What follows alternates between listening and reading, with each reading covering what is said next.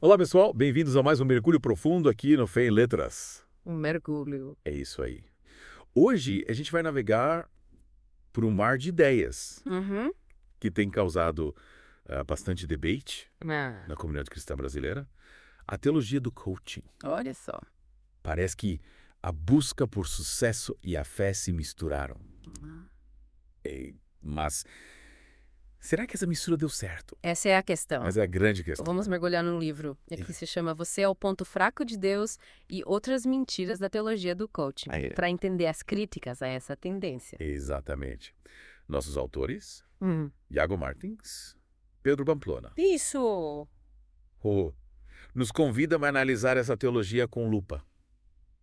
Yeah. E é isso que a gente vai fazer aqui. É isso aí. Mas antes de começarmos, Opa! um recadinho rápido.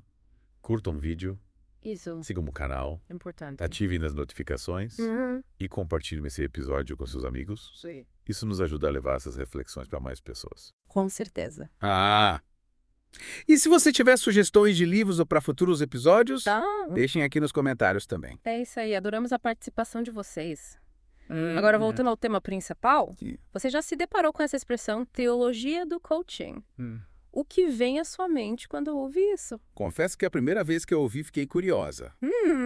Afinal, quem não quer sucesso na vida, né? É. Mas aí eu comecei a me perguntar, Ah, será que essa busca por realização pessoal, Hum. tão presente no coaching, é. se encaixa na mensagem cristã? É que o livro entra, apontando que essa mistura pode distorcer pilares do cristianismo, como a Santíssima Trindade, a soberania de Deus e a salvação pela graça. Lembro de um trecho que me marcou. Qual? Os autores descrevem um culto que parecia mais um seminário de coaching, com frases motivacionais e ênfase em estabelecer limites para alcançar o sucesso. Me fez pensar. Onde fica a mensagem central do Evangelho nesse contexto? Essa ênfase no poder individual para alcançar a felicidade e a prosperidade é um dos alvos da crítica do livro. É. O que me chamou a atenção foi a análise da frase. Uhum. Deus tem um lápis, mas você tem a borracha das decisões. Do pastor Tiago Brunet. Isso. Você acha dessa frase? É forte, né? Pois é. Parece que coloca nas nossas mãos um poder enorme.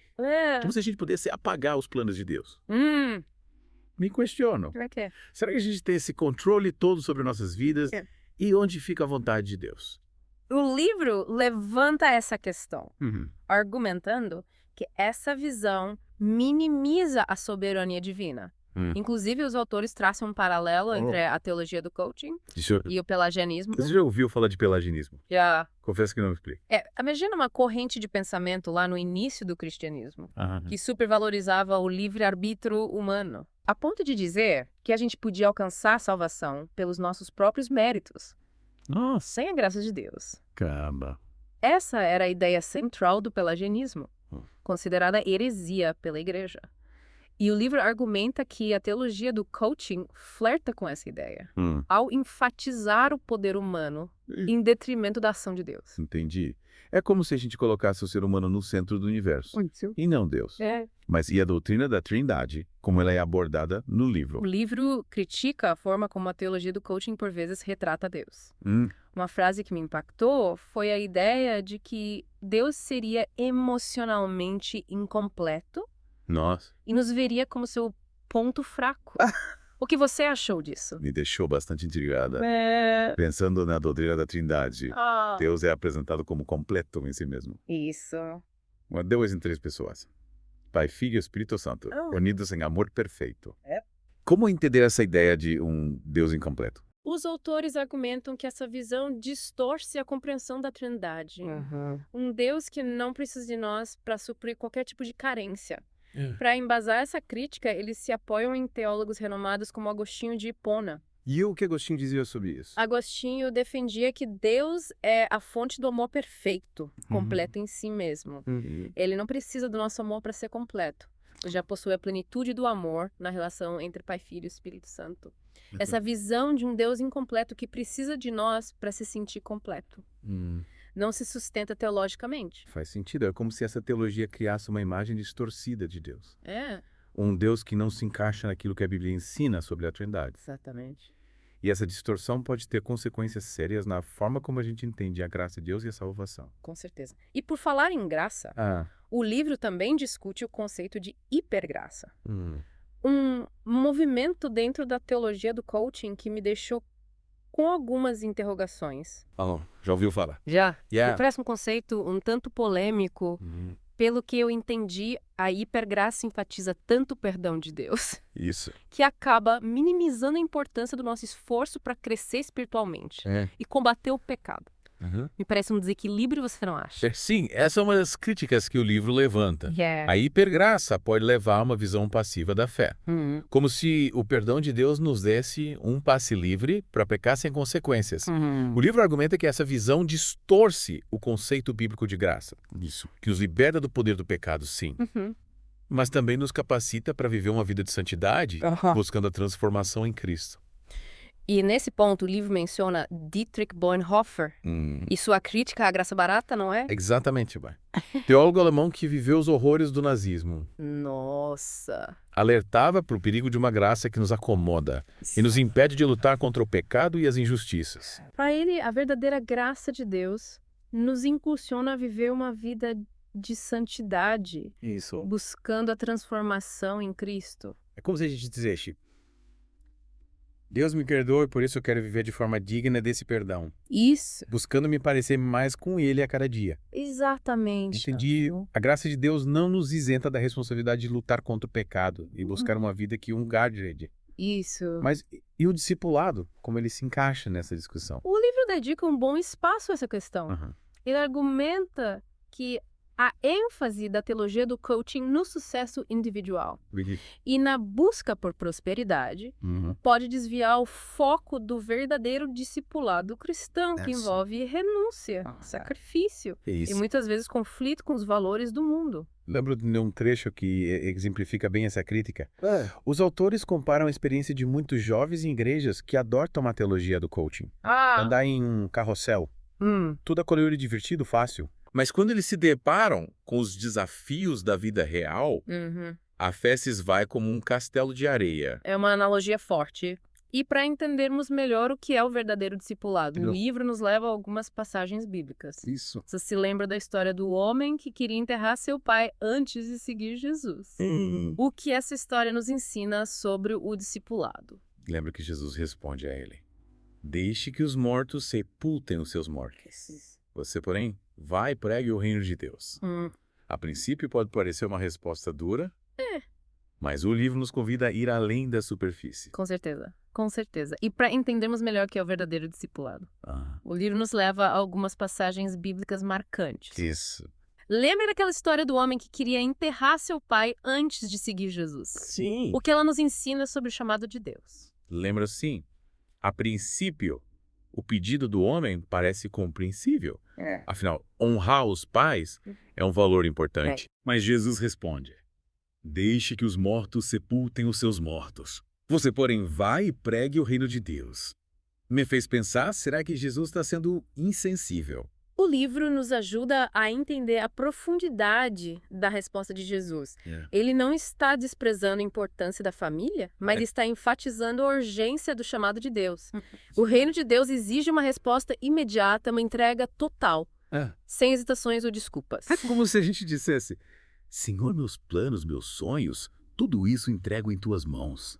Isso. A partir de agora, o teu reino é o meu reino, a tua vontade é a minha vontade. E essa disposição radical para colocar Deus em primeiro lugar é a essência do discipulado autêntico. Lembra da parábola da ovelha perdida? Sim. Um pastor que tinha 100 ovelhas perde uma delas e sai à procura, deixando as outras 99 para trás. Sim, e ao encontrar a ovelha perdida, ele se alegra muito e a leva de volta para o rebanho. Essa parábola sempre me tocou. Me faz pensar em como Deus se alegra quando a gente se arrepende e volta para Ele. E o livro usa essa parábola para mostrar que o discipulado não é um clube exclusivo para os perfeitos. Afinal, todos nós somos como ovelhas perdidas, que precisam da graça de Deus para nos encontrar e nos guiar de volta para o caminho certo. É como se a gente dissesse: Senhor, eu reconheço que eu estou perdido sem Ti. Guia-me de volta para os Teus braços. E essa busca pelo caminho certo, essa jornada de transformação em Cristo, é o que a gente chama de discipulado. Isso. O livro também nos convida a refletir sobre a história de José, filho de Jacó. Lembra como ele foi vendido como escravo pelos próprios irmãos? Sim. Passou por momentos terríveis. Mas se manteve fiel a Deus. Sim, e no final ele foi exaltado por Faraó, governando o Egito e salvando sua família da fome. É isso aí. Uma história incrível de superação e fé. O livro destaca que Deus pode usar qualquer pessoa, independentemente do seu passado ou das suas falhas, para realizar a sua vontade. A história de José nos mostra que o caminho do discipulado pode ser marcado por sofrimento e injustiça, mas que Deus está sempre no controle, trabalhando para o nosso bem e para a sua glória. Me encoraja a saber que Deus pode transformar as situações mais difíceis em oportunidades para o seu agir. Com certeza. E para nos preparar para os desafios do discipulado. O livro nos convida a mergulhar no Evangelho de Mateus, capítulo 10. Isso. Nessa passagem, Jesus reúne os 12 discípulos e os envia em missão. O que eles dizem? Ele os adverte sobre as perseguições que enfrentariam, dizendo: não pensem que vim trazer paz à terra, não vim trazer paz, mas espada, pois vim causar divisão entre o homem e seu pai, entre a filha e sua mãe, entre a nora e sua sogra. Os inimigos do homem serão os da sua própria família. Os inimigos do homem serão os da sua própria família. Que frase forte. Me faz pensar em como o discipulado pode exigir da gente escolhas difíceis e renúncias dolorosas. E o livro destaca que a teologia do coaching muitas vezes ignora essa realidade, essa cruz que a gente precisa carregar por amor a Cristo. É como se a teologia do coaching pregasse um cristianismo light, sem cruz, sem renúncia, sem sofrimento. Mas o verdadeiro discipulado, como Jesus nos mostra, envolve a disposição para enfrentar as dificuldades, a rejeição, a perseguição por amor a Ele e ao Evangelho. E essa disposição pode nos levar a conflitos com a nossa própria família, com os nossos amigos, com os nossos valores. Lembro que o livro cita o exemplo de jovens que foram expulsos de casa para se converter ao cristianismo.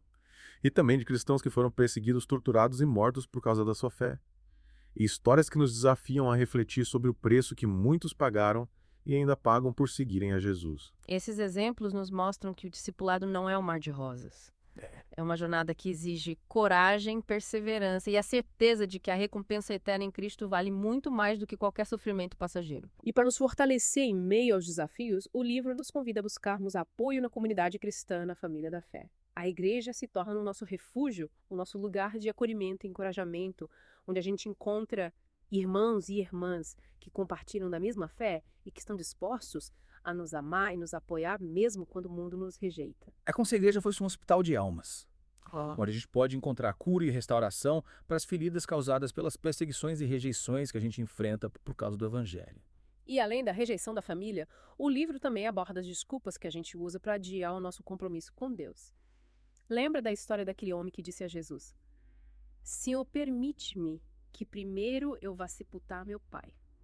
O livro nos leva a entender que provavelmente o pai ainda estava vivo e o homem estava usando essa desculpa para adiar o chamado de Deus. Exatamente. Ele estava colocando as suas responsabilidades familiares acima do compromisso com o reino de Deus. E os outros 2 homens que Jesus encontrou. Um deles disse que precisava ser despedido da sua família antes de seguir Jesus, enquanto o outro se preocupou em não ter onde repousar a cabeça. Ou seja, eles estavam presos às suas preocupações materiais e emocionais com medo de abrir mão do conforto e da segurança que eles tinham. E Jesus, com sabedoria e compaixão, os confronta, mostrando que o discipulado exige renúncia, exige desapego, exige confiança em Deus. E para ilustrar ainda mais essa necessidade de desapego, o livro nos leva à parábola do rico tolo que acumulou tantos bens materiais que decidiu construir celeiros maiores para guardar tudo. E aí Deus o chama de tolo, por ter investido apenas nos tesouros terrenos, ignorando os tesouros eternos. Essa parábola é um alerta para todos nós, né? A gente vive em uma sociedade que valoriza o consumo, o sucesso, a riqueza material. E a gente pode cair na armadilha de buscar a nossa segurança e a nossa felicidade nessas coisas passageiras, esquecendo de Deus. Sim, a busca desenfreada por riquezas e bens materiais pode nos levar a uma pobreza espiritual, a um vazio existencial que nada nesse mundo pode preencher. O livro nos convida a questionar os nossos valores, a buscar a verdadeira riqueza em Deus que nos oferece uma vida abundante e eterna. E para nos desafiar ainda mais nesse processo de desapego e busca pela verdadeira riqueza, o livro nos apresenta a figura do administrador infiel. Lembra que ele foi elogiado por sua esperteza ao perdoar as dívidas dos devedores do seu patrão mesmo, agindo de forma desonesta. Sim, e o livro usa essa parábola para nos desafiar a sermos espertos por reino de Deus. Ou seja, a usar a nossa inteligência, os nossos recursos, a nossa criatividade para investir nos tesouros eternos em vez de se apegar nos tesouros passageiros desse mundo. É como se a esperteza do administrador infiel nos inspirasse a ser sábios na administração da nossa vida, priorizando o que realmente importa a nossa relação com Deus, o nosso crescimento espiritual do serviço ao próximo. Exatamente. O livro nos convida a viver com essa perspectiva eterna, investindo nosso tempo, nossos talentos e nossos recursos naquilo que realmente terá valor no futuro. O nosso relacionamento com Deus, o serviço ao próximo, a propagação do Evangelho. E para finalizar essa parte do nosso mergulho, o livro nos confronta com a parábola do rico. E Lázaro lembra como o rico, mesmo tendo vivido uma vida de luxo e ostentação, acabou no inferno. Enquanto Lázaro, um mendigo coberto de feridas, foi recebido no paraíso. Essa parábola é um convite à reflexão sobre nossas prioridades, sobre o que realmente a gente valoriza em nossas vidas. O rico, cegado pela sua riqueza e egoísmo, ignorou o sofrimento de Lázaro que estava à sua porta. E essa indiferença, essa falta de compaixão, o condenou. E Lázaro, mesmo em meio ao sofrimento, se manteve fiel a Deus e foi recompensado com a vida eterna. Essa parábola nos mostra que a verdadeira riqueza não se encontra nos bens materiais, mas sim no nosso relacionamento com Deus e no amor ao próximo. Exatamente. O livro nos convida a viver com essa consciência, buscando amar a Deus e ao próximo de forma prática, compassiva e justa. Afinal, ser discípulo de Jesus não se resume a palavras, mas se manifesta em ações que refletem o amor de Deus. Que reflexões profundas! O livro realmente nos leva um mergulho na essência do discipulado cristão, mostrando os desafios, as renúncias e, acima de tudo, as recompensas de seguir a Jesus. E aí, o que você achou dessa parte? Quais pontos te impactaram mais? Compartilhe com a gente nos comentários e não perca a próxima parte, onde a gente vai explorar as conclusões e os conselhos práticos do livro. Até a próxima. E aí, pessoal, prontos para a última parte do nosso mergulho na teologia do coaching. Nos blocos anteriores, a gente explorou as críticas do livro a essa mistura de cristianismo com a busca por sucesso pessoal. E também mergulhamos em exemplos bíblicos de discipulado autêntico. Vimos como a ênfase no poder humano para alcançar a felicidade e a prosperidade pode distorcer a nossa visão sobre Deus, a graça e o verdadeiro significado de seguir a Jesus. Mas o livro não se limita a criticar ele, nos apresenta uma perspectiva libertadora sobre as recompensas do discipulado. Recompensas do discipulado. Me interessei. Sempre pensei em renúncia, sacrifício, cruz e recompensas. Parece até um paradoxo. E é aí que o livro nos convida a repensar a própria linguagem que a gente usa para falar sobre as recompensas do discipulado. Ele argumenta que a ênfase no custo, naquilo que a gente perde, pode nos levar a uma visão distorcida da vida cristã. Entendi. É como se a gente focasse apenas no lado negativo da equação, sem enxergar a beleza e a plenitude que a vida em Cristo nos oferece. Mas como o livro explica essa mudança de perspectiva, essa passagem do custo para o ganho no discipulado? Ele se aprofunda na análise de Filipenses 3, onde o apóstolo Paulo fala sobre as suas próprias experiências de renúncia e perda por amor a Cristo Paulo, que antes se orgulhava da sua linguagem, da sua religiosidade e dos seus feitos, passou a considerar tudo isso como perda, como lixo, diante da excelência do conhecimento de Cristo Jesus. Uau! Que radical. Ele realmente abriu mão de tudo aquilo que o mundo valorizava para se agarrar àquilo que realmente importava, a sua relação com Cristo. E é justamente essa a mensagem central que o livro quer transmitir. A verdadeira recompensa do discipulado não se encontra nas coisas passageiras desse mundo, mas sim na intimidade com Deus, na experiência da sua graça transformadora. É como se a renúncia aos nossos próprios desejos e ambições abrisse espaço para a verdadeira felicidade e para a plenitude que só Deus pode nos dar.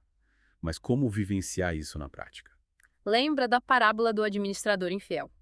Ele foi elogiado por sua esperteza ao perdoar as dívidas dos devedores do seu patrão, mesmo agindo de forma desonesta. O livro usa essa parábola um tanto polêmica para nos desafiar a sermos espertos para o reino de Deus. Ser espertos para o reino de Deus. O que isso significa? Significa usarmos a nossa inteligência, os nossos recursos, a nossa criatividade para investir nos tesouros eternos, em vez de nos apegarmos aos tesouros passageiros desse mundo. Como se a gente dissesse: Senhor, eu quero usar tudo o que eu tenho para a tua glória, para que o teu reino se expanda. Investir nos tesouros eternos, servir ao próximo, amar a Deus, acima de tudo, compartilhar o evangelho, entende? E para finalizar essa análise da teologia do coaching, o livro nos traz conselhos práticos para aqueles que se sentiram enganados ou machucados por essa teologia. Ele encoraja os leitores a não rejeitarem as experiências positivas que eles tiveram, mas a buscarem uma fé mais equilibrada e fundamentada na Bíblia. É como se a gente dissesse: nem tudo que eu aprendi na teologia do coaching é errado, mas eu preciso filtrar o que é bíblico e o que não é. Fazer essa análise crítica com base na palavra de Deus é fundamental para a gente crescer em maturidade. Exatamente. E para aqueles que se sentem presos em igrejas que promovem a teologia do coaching, o livro sugere que busquem uma nova comunidade, uma igreja que priorize o ensino da palavra de Deus e a prática do discipulado autêntico. Buscar uma comunidade onde a palavra de Deus é o centro, onde o discipulado é genuíno, onde o amor a Deus e ao próximo é o motor de tudo. Um ambiente onde a graça de Deus nos liberta e nos impulsiona a viver uma vida de santidade, de serviço e de amor. Exatamente. E o livro conclui com uma mensagem de esperança para aqueles que se sentem decepcionados ou feridos pela teologia do coaching. Deus é especialista em curar feridas, em restaurar sonhos e nos dar um novo recomeço. Ele nos convida a nos lançar em seus braços, a confiar em seu amor incondicional e a descansar em sua graça. Que mensagem libertadora! A graça de Deus nos cura, nos liberta, nos capacita para viver o verdadeiro discipulado com suas renúncias e suas recompensas. Um discipulado que nos leva a uma vida de alegria, de propósito e amor. Uma vida que transborda da presença de Deus. E você, o que achou dessa análise da teologia do coaching? Compartilhe com a gente as suas reflexões nos comentários. E não esqueça de curtir o vídeo, se inscrever no canal e ativar as notificações para não perder nenhum dos nossos mergulhos aqui no Fé em Letras. Até a próxima! Até a próxima!